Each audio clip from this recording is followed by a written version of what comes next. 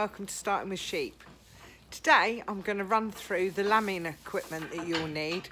So it's best to get it in early and make sure you've got it all. You don't want to be left without anything.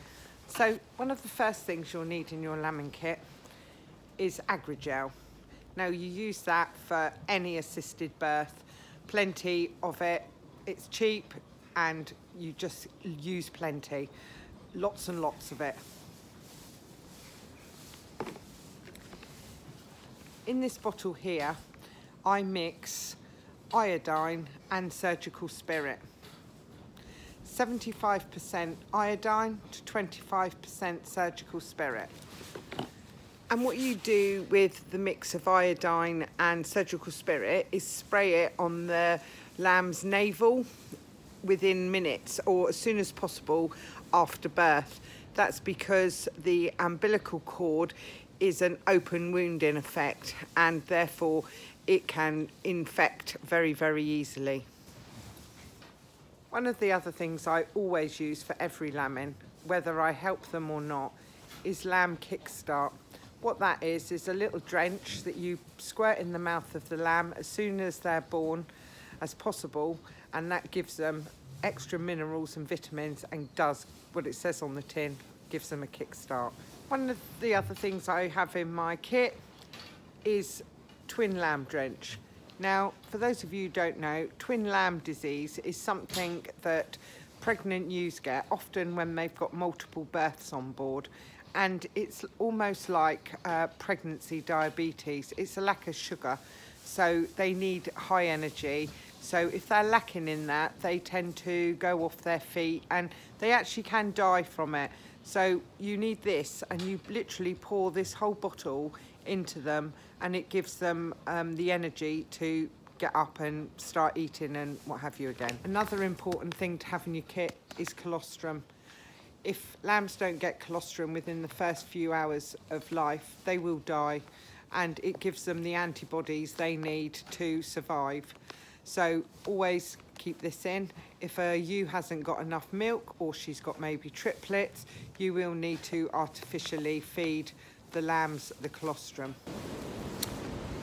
As well as your colostrum powder, you're also going to need feed bottles. If they've got a good sucking reflex, you can feed the colostrum to them in a bottle. But if not, you will need to have in stock what they call a lamb reviver. Now, if you can see in there, I don't like to open it unless I need to, but you've got an orange tube that connects to the syringe. You feed the orange tube down the lamb's throat, and that way you get the milk or the colostrum straight into its stomach. Don't be frightened to use this, as if you don't use it, the lamb will die, but I will be showing you in another video how to do it.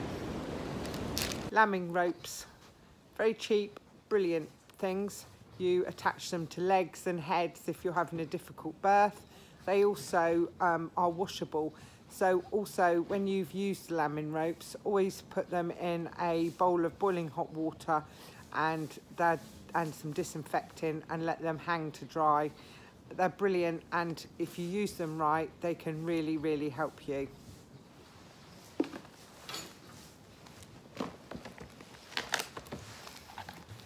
Notebook and pens.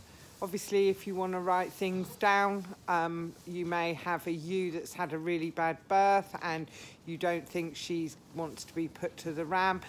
You'll never remember in your mind in next August, September, when you come to pick your ewes out, which one it was. So it's worth having a notebook and pen. You can write her number down and the reason why you're not going to use her.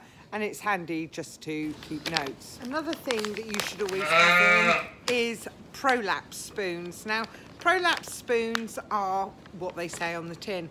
If you have a ewe that prolapses, you insert the red spoon into the vagina, tie the tags on there to the wool, and this helps keep her uterus in place. Obviously, you remove it when she goes into lambing. I never advise that you use a ewe again that's prolapsed. I certainly wouldn't, but it's entirely up to you because the risk increases as well as they get older. First aid kit for yourself, always worth having one in the lambing shed in case you pinch your fingers, cut your fingers. So that's always worth having. We all hope we don't get them, but unfortunately we do get dead lambs. So it's worth keeping a few of your feed bags because you can put the dead lambs in and tie them up. Also, I use old feed bags for putting the cleansing, or the afterbirth as you might call it, into and getting that disposed of. I also keep some medication in stock from my vet. Now, there's fors and against that. I like to have it in stock. I've got a bit of a drive to the vets, so if I need it in an emergency. But if you ask your vet, he will want to know that you can inject properly before he will let you have that, and he'll often insist that he's seen your flock within 6 months to be able to prescribe the different medications, but some of them are. This is what I use to spray feet if they've got a limp. You can use it on the belly buttons of the lambs if they don't dry up. This is a spray with antibiotic in it. Now, people often mix this up with violet spray. Violet spray is an antiseptic and this is an antibiotic, and you can only get this from your vet. Pen and strep, antibiotic. Now this is for ewes that have had maybe a difficult birth and you've had to put your hand inside. It's always worth covering her with an antibiotic, and you give that for 4 days. The other antibiotic is Alleamycin.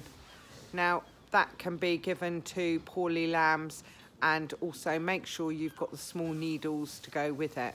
But like I say, your vet will need to know that you're competent in injecting before he'll prescribe that to you in a bottle. You'll need a few things for post-lambing. So I'm going to show you some of these now. A pair of applicators to put castration rings on. These are used for docking the tails and castrating testicles. Now, it's really important that you buy new every year of these because the rubber bands can perish, and the last thing you want to do is trying to dock a lamb and the rubber bands keep breaking. So always go out and buy a new box. You can buy small boxes and large boxes. This box, I think, has got 50 in.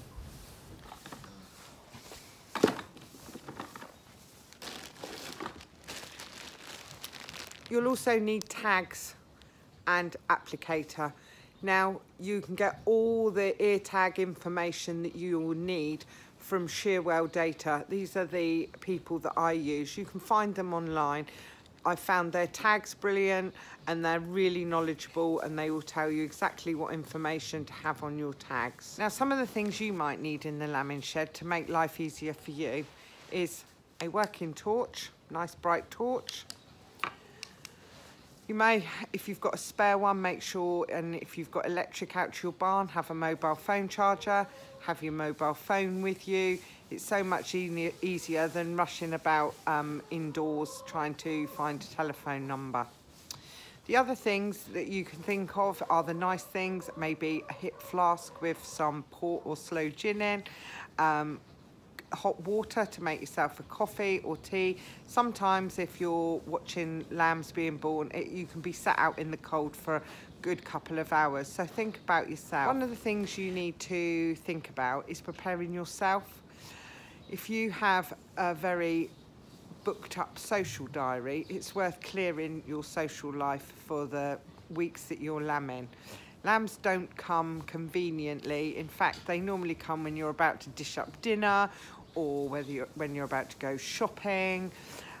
So it's worth preparing yourself and your daily routine to cope with lambing. Otherwise, you're going to end up really tired, really grumpy, and nothing will go right. So I hope that video has been helpful to you. It's always very exciting going shopping for your lambing stuff. So good luck with your lambing, and happy sheep keeping.